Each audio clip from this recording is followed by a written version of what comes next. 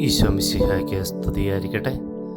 119 സങ്കീർത്തനം 157 തിരുവചനം. എന്നെ ഉപദ്രവിക്കുന്നവരും എൻ്റെ ശത്രുക്കളും വളരെയാണ്, എങ്കിലും ഞാൻ അങ്ങയുടെ കൽപ്പനകൾ വിട്ടു മാറുന്നില്ല.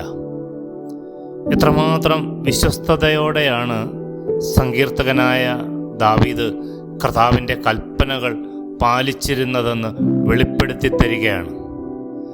ശത്രുക്കളാൽ വേട്ടയാടപ്പെട്ടപ്പോഴും ഉപദ്രവിക്കപ്പെട്ടപ്പോഴും ദൈവമായ കർത്താവിൻ്റെ കൽപ്പനകൾ അനുസരിച്ച ദാവീദ് രാജാവ്.